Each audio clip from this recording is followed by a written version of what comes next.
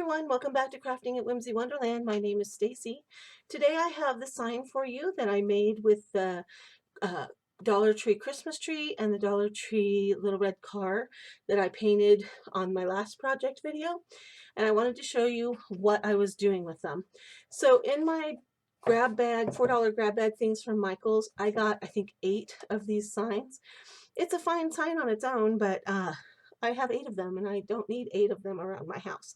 So what I did is I got a package of sandpaper from the Dollar Tree, and I got one of the 100 grit pages out, and I just sanded the words off. I sanded kind of lightly.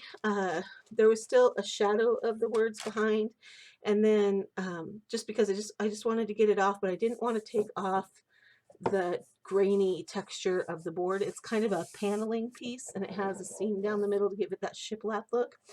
I tried leaving this on and making it part of the sign, but there just wasn't space for it. So I went ahead and sanded it all off. And when I was all done, you could still kind of see a shadow of it, but I was okay with it because I know that pieces are going to cover it. And so what I did after I sanded it, sorry, I was marking out all my pieces. I took white paint, and it wasn't chalk paint because I'm out of white chalk paint right now. It was this Apple Barrel multi-surface white, and I put it on a stenciling brush, and I just kind of wiped it over the top, and I tried to get all the way into the corners because I didn't want to lose that grainy texture of the wood by sanding the whole thing down. So I just lightly went over it where the words were still showing, and you can still see the shadows of the words just a tiny little bit, but they won't be noticeable once everything's glued on.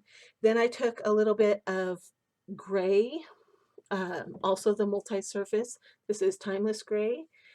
It came in a set of Americana colors, I think it was called. Anyway, and I dry brushed over the top of it to give it that grainy look back.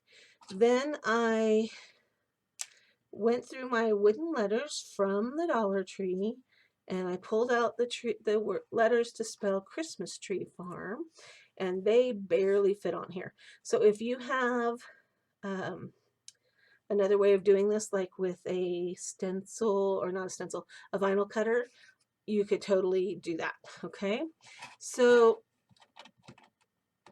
I toyed with arcing it, making the Christmas part be arced, but that didn't seem to work. So the S is kind of the middle, so I just kind of eyeballed it, and I just kind of dropped each letter a little tiny bit, not a lot, just a little to keep it right from going right off the top. And then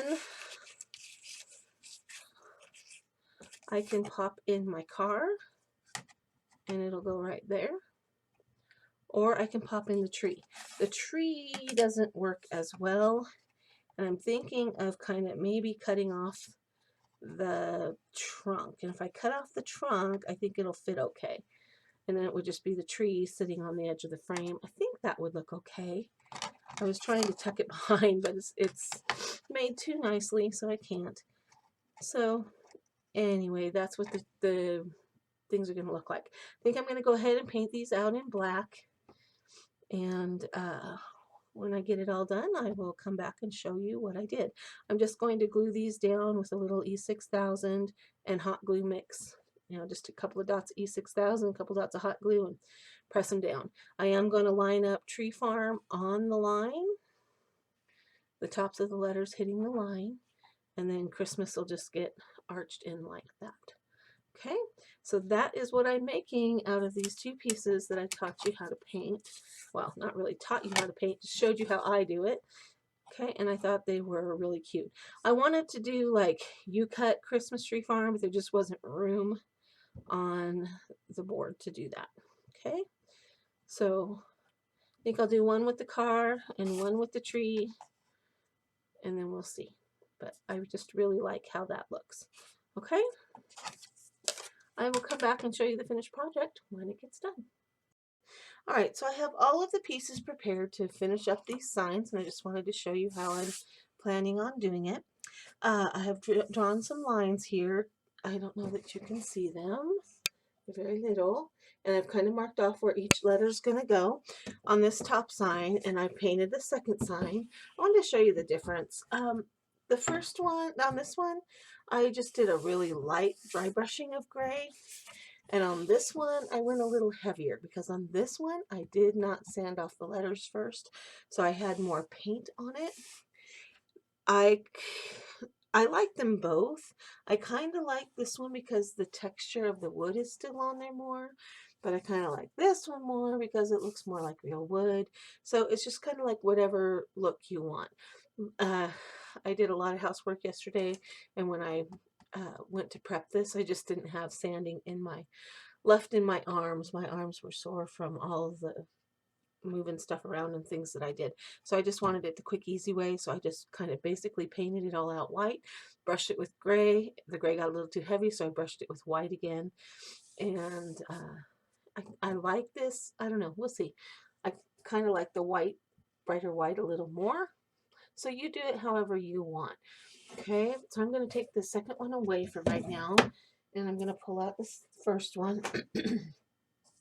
And I went ahead and I just stuck all of my letters for both signs into a box, and I took them out and spray painted them because frankly I just didn't feel like painting all of these individual letters by hand with chalk paint. So they're a little shinier than I normally would have them, even though I used satin paint, which is fine. So I'm just going to quickly pop these down here.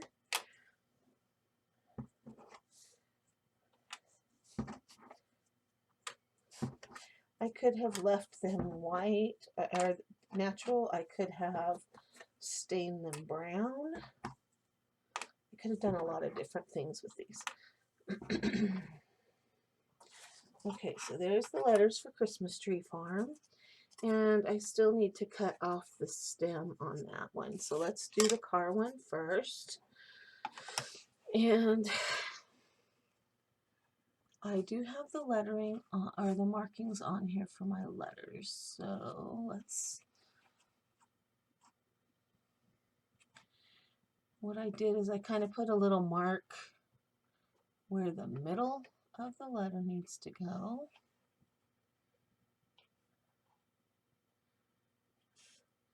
And I drew my little arch.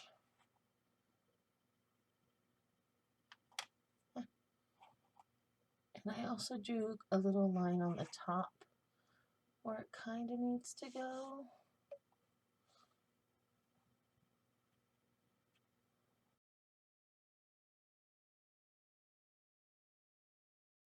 Always eyeball and then I measure.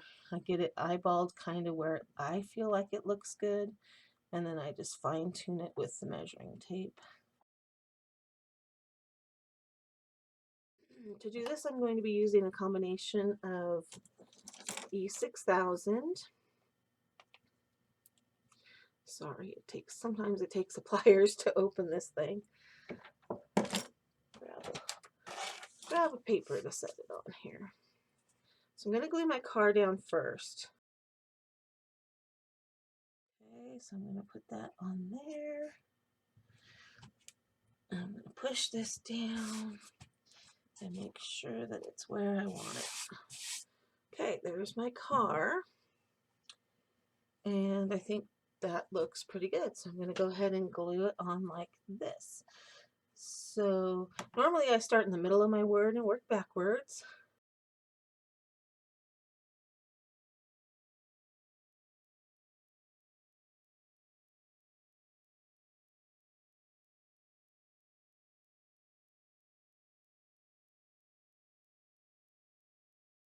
There is that first sign, and I'm going to do the Christmas tree sign in the exact same way.